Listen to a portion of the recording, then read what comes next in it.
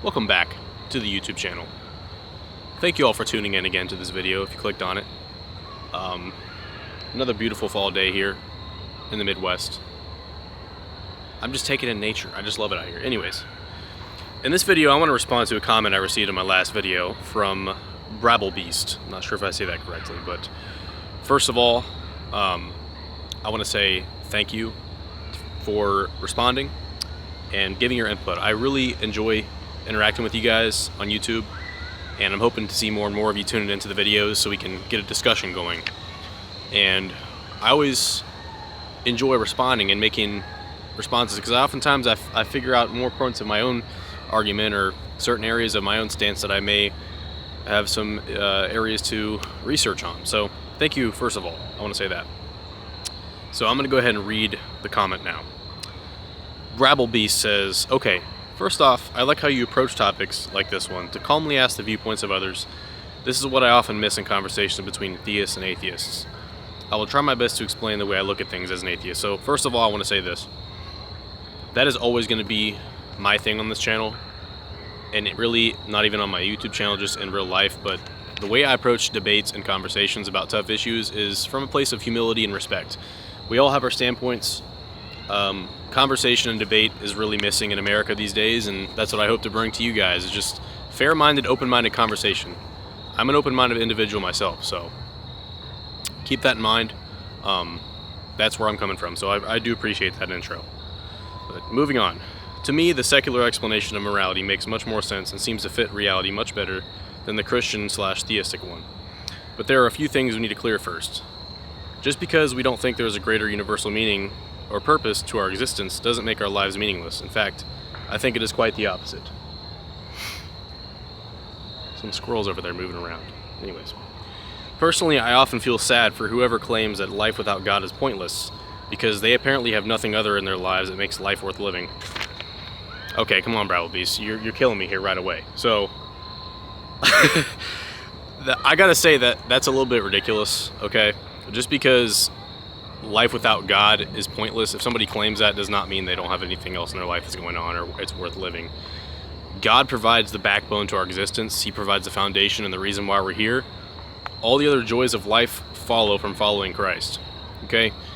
God gave us the pleasures in life to be just that, pleasures in our life. But we're not to place our own pleasures and the small things in life as the main meaning of life. That's just getting things out of order. So, yes. If you're not saved, you can experience these pleasures, but you'll find yourself disappointed because nothing else but God can fulfill you. Moving on. Just because we don't think there is a greater universal meaning or purpose doesn't make our lives meaningless. Okay, they said that. And that is my point. Our lives are meaningful because that is all we have. We get to experience this time on earth here, and that is what makes it so valuable. Personally, okay, so I want to respond there. Why does experiencing time on this earth make it valuable? Why? Does a singular-celled organism existing for 30 seconds and then going out of existence, does that make that experience valuable just because it existed? I would say no, it does not. The fact of something existing does not make it valuable. There's many objects in existence that exist. Are they valuable? No, not necessarily. And I don't even think valuable is the correct term. I think meaningful is what you meant to say there, so I'll give you that. Personally, I love life and being alive, experience things, sharing, thinking, feeling, enjoying, etc. So do I. So right off the bat, even without a grander purpose in our lives, they're still valuable to us. Another point is not believing in an objective morality is not the same. Another point is not believing in an objective morality is not the same as having no morality. Non-believers have the same sense of morality as you do, and in my opinion share the same basis for this, but more of that later on. First of all, so you don't believe that not believing in an objective morality means not having morality. Okay, fair enough. But here's the problem. Who defines morality? Right? Is it you? Is it your neighbor? Is it your friend? If we all operate with differing moralities in this life, we're going to have issues when we run into conflict. If somebody commits a crime, whose morality do we base it off of? Whose morality do we base our legal system off of? Right? Because as morality shifts throughout time, we oftentimes have seen as human beings that the common consensus of the people does not necessarily align with good morality. Look at slavery in the 1860s and prior in the US. Just because most people supported slavery, does that mean it was morally correct? No. I can say that as a Christian person, somebody who subscribes to a godly worldview. The atheist cannot. They cannot objectively rebuke slavery as wrong without saying, I feel like it's wrong, but I can't prove that it's wrong because it's just your opinion. There's no other supporting basis for it. Moving along. The only difference is that we generally don't think morality is objective. But again, this does not mean each person can have his/her own sense of right or wrong. Okay. This doesn't mean each person can have his/her own sense of right or wrong. Lastly, before I will try to explain what I think is the basis of our morality, there is no such thing as objective morality. Personally, I'm quite amazed that people want to claim morality is objective, when reality shows so very clearly it is not. Are you sure about that, though? Respectfully and humbly, I'm going to ask you this. We have a conscience. Clearly, we have a conscience. That's why when you commit a certain act, you feel something inside that says it's wrong. On top of that, with people like serial killers, right? Crazy examples. People that are very sinful and have done very terrible things. I can explain why those people are able to separate themselves from what they're doing is because God tells us in the Bible, our conscience can become seared after repeated sin over and over and over again. So I would challenge you, how would you justify the reality that some people do not even feel what they're doing is wrong? But before that even comes into the question, how do you define that sense we have in our gut, in our soul, that something is just wrong? Because we all know it exists, right? And that's the conscience that God gave us. God tells us He gave it to us. It's in the Bible. It's clear as day. So I would say that's a counterpoint to the whole argument that reality shows clearly that there's no objective morality. I would say the complete opposite. I would say it's innate in our own beings. It's in our DNA. It's in our own bodies that morality is objective. Moving along. Morality is constantly changing geographically over time, per society, per person, etc. Often I get the feeling people don't quite understand what objective means. So again, that's your standpoint, right? In your worldview, it does change over time, which means there's no ultimate truth. There's no ultimate measure of right or wrong. That's the issue. For instance, you're talking about killing. Now, one might think this is one of the more obvious rules: don't kill. But even throughout our society, there are a lot of examples in which killing is not seen as morally wrong, and sometimes even seen as the moral thing. For instance, the death penalty, self-defense, and war are reasons killing somebody is accepted, in some cases even celebrated. So killing somebody is not objectively wrong. In fact, God has killed more than any single human being or ordered massive killing sprees, so if killing is objectively wrong, God would be a sinner. So, no. Simply, to answer that, no. And let me tell you why. I'm not claiming killing is objectively wrong. When I said killing, I gave you a very specific example. If you go back and watch, I gave you an example that killing would be wrong in my opinion, just to show you the standpoint. So the example I used was killing an innocent person, killing an innocent baby for no reason at all, no justified reason, killing a baby. That's what I said.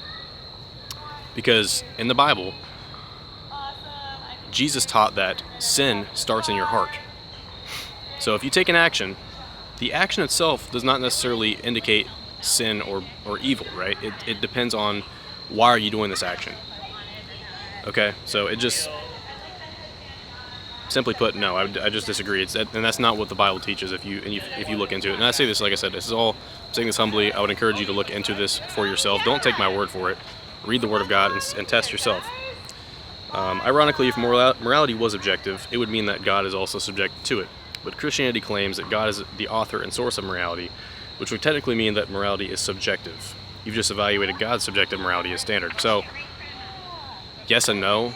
I would challenge you to respond to this. If God does exist, then God is an all-perfect being in the first place. So anything He ordains would be perfect, just as a result of His status as being God.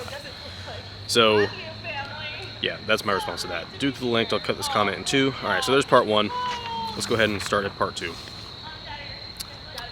One of the core principles in evolution is if it is beneficial, it is more likely to be passed along.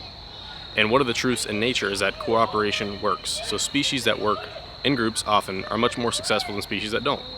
This goes for the success of the species as a whole, not for every individual. In fact, with many species, individuals sacrifice themselves for the survival and success of their species/group. Higher developed species, like mammals or birds, often develop social skills, codes of conduct, hierarchy, etc. For instance, with birds, penguins rotate their position in the group during the extreme cold Arctic winters. The outer ring of a group is freezing, while the center is much warmer, and by rotating, the entire group survives, even though for any individual it would be much more pleasant to stay inside. With mammals, like wolves or apes, the interactions become even more sophisticated. Unwanted behavior or disapproved actions even lead to punishment. And since we humans evolved from ape-like ancestors, we have evolved to cooperate and abide by codes of conduct within a group. First of all, evolution, right? Biology. In an atheistic worldview, without God, how do we reason? That's my first challenge to your point here. How does a person reason without assuming that laws of logic will stay consistent? Okay? I've listened to many apologetic style videos. I've listened to many debates between Christians and atheists, and I cannot put my finger on the exact term that it will describe what I'm looking for here. But there is a term for the idea that for us to assume that the next moment will be like the last moment, it's called like a law of universality of nature or something like that. I forget what it's called, but that is derived from the Bible, from a biblical worldview, from God existing, because God keeps all things constant in this world. God is the stability in our world. That's why we know that 2 + 2 always equals 4, right? Laws of logic. The constantness of God is relied upon to even talk about topics like biology. How do we even conduct science? We depend, as human beings, we assume that the future will be like the past, so we can conduct experiments, right? The entire universe is held together by the constant of God. So how do you even conduct biology without assuming the existence of God? That's my first challenge to that. Second challenge. There are many examples of species doing actions to preserve themselves that are immoral. One could argue that killing other people unjustifiably so is an act that could further a species but would be immoral, right? So I think there are definitely some things there that could be talked about with the furtherment of species. Mental capacity. The second aspect is our overdeveloped brain. As stated before, we are already biologically inclined / geared towards cooperation within a group, but our overdeveloped brain brought entire new aspects to this. Because of our mental capacity, we are able to not only recognize the consequences of our actions, we are even able to predict it. We understand cause and effect. Another benefit of our brains is that we can identify other individuals and are capable of placing ourselves in their shoes. Because of this, we are to conclude that if there is something we don't like happening to us, others probably do not like it happening to them either. That is one of the cornerstones of morality. Okay, I mean, yeah, I get what you're saying, but that doesn't necessarily argue for an explanation of morality. That's just us perceiving morality. Like, humans perceiving the fact that morality exists does not answer to me, where does it come from? That's what I'm asking you. Where does morality come from, and why? What is morality, and why does it matter? That's the ultimate question, okay? In fact, these things combined are the ingredients for things like sympathy, empathy, and our conscience. So no, you do not need a God to have sympathy. If I have said that in the past, I retract it. That's not what I meant to say. I don't think I said that exactly. But no, you're right. You don't need to believe in God to have sympathy. It's possible for human beings to do good things. It's possible for us to experience emotions. In fact, we all do, without all of us believing in God. But without God's existence, why does sympathy matter? Why do emotions matter? Why does anything matter? That's my question to you. If there's no ultimate meaning to this life, what is the purpose of anything? What is the purpose of morality? Right? My argument for that would be, well, there is meaning to this life because in the afterlife, our morality on earth, while it doesn't earn us our salvation, as Paul said, by grace you're saved through faith, not by works, lest any man should boast. We're not saved by our works, but our morality on this earth will determine our punishment or reward in the next life. That's why I would argue that morality matters. So in an atheistic perspective, my challenge to you is, why does it matter? You're telling me all these things about how morality exists and that these are the ways we perceive morality, but why does it matter? That's my question to you, okay? Humbly I say that, and respectfully. You said, so you do not need a God to have sympathy, as in my opinion, sympathy comes from the ability to recognize other individuals and realizing they probably like or dislike the same thing you do. Okay, I don't disagree there. Social development. The third aspect is how our society developed over time. Usually the moral standard of any society is determined by the majority of people in it. The more people feel a certain way, the stronger that moral sense becomes. Over time, our moral sense has always shifted. Okay, but let me ask you this. Do you realize how that could be dangerous? Just because the general consensus of people says something is right does not mean it is right. And that's why it's so important to have an objective morality. Because at any point in time, if the general consensus of people goes away from what actually is right? What if we go away from what's actually right and we say, this is what we say is right, when it violates the conscience of the rest of the world or of ourselves? How do we define what's right and wrong? For that reason, we do need objective morality. We do need it. The third aspect is how we developed over time. Usually the moral standard of any society is determined by the majority of people in it. The more people feel a certain way, the stronger that moral sense becomes. Over time, our moral sense has always shifted. As a species, we learn from our mistakes, see what works and doesn't work, come to new insights, etc. These developments reflect on our moral sense. Well, if you look at the Ten Commandments, which is like the basic law behind the Bible, you'll see that our morals really have not shifted too much from the inception of the Ten Commandments, at least the Judeo-Christian morals that are unfortunately not applied as they should be a lot of the time. This is why for about 90% we share a moral view with nearly everyone else in our society, because most of us are raised in the same moral framework. So whether you accepted or pushed against this moral framework, that moral framework still was your basis. And even though this moral framework does shift over time, okay, my apologies, I had to move the camera. People are doing photo shoots out here in the fall. It's pretty distracting to say the very least. So, getting back into this. This is why for about 90% we share a moral view with nearly everyone else in our society, because most of us are raised in that same moral framework. I assume you're raised in America, okay? The morals that our society is based on, and our justice system and everything, is the Judeo-Christian morals, okay? Just saying. So whether you accept it or push against this moral framework, that framework still was your basis. Even though this moral framework does shift over time, that happens quite slowly, because each generation has their own moral framework as basis for their morality. For this reason, there are so many things how we now consider to be very immoral, even though we used to think it was normal. Things like slavery, women's rights, the punishment of homosexuality, child labor, all manner of health risks, etc. Ironically, this is also why whenever I ask theists to give an example of an objective morality, they often come up with extreme examples like torturing babies for fun, because anything less extreme and the dividedness of moral sense becomes clear. Personal nature and nurture. Well, let me give you an example, a non-extreme example of objective morality that is true. Lying. Is lying wrong? Yes. Is that extreme? Depends. Lying about your test score to your teacher to get a good grade may not be as extreme, in some people's opinion, as lying to a prosecutor whether or not you killed somebody. But lying is still wrong, because objectively in the Bible it says so. Another example, stealing. Is stealing wrong? Yes. Stealing is wrong. There's two examples for you. Lastly, our morality is formed by our personality and our experiences. We are all unique. I just disagree with that, just straight up. We are all unique with our own unique views. One reason for this is because we are all born differently. Besides this, our environment and experience form us. This affects I would agree to a certain extent with that. This affects our values and with our sense of morality. Somebody that has been struggling to survive or provide food for their children might have another outlook on stealing than somebody that isn't in that situation. But it doesn't make it right though. Like, we can still say we understand why they did that, but it's wrong. Objective morality. Sorry, I had to throw that in there. The other way around is also true. If you, for instance, have been a victim of sexual assault, you probably condemn those actions much harsher than somebody without those experiences.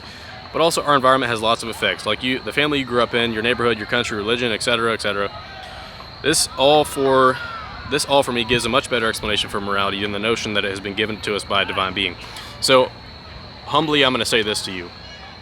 I don't think you explained why morality matters. I think you explained how we perceive morality and how morality can shift from different culture to different culture, but I don't think you really explained why morality matters, and therefore explain how we derive morality. Like, you can say some people may agree on this moral to be wrong, and therefore it is that's how we get morality. But why does it matter? Why does morality matter? You can make up your own morality and convince people to follow it, and it doesn't mean it's right. So that's my challenge to you. Why does it matter?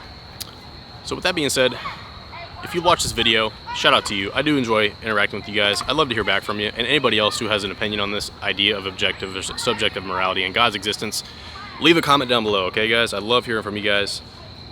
With that being said, stay tuned for the next video. Subscribe here if you're new, like the video, and I'll see you guys next time. Peace out.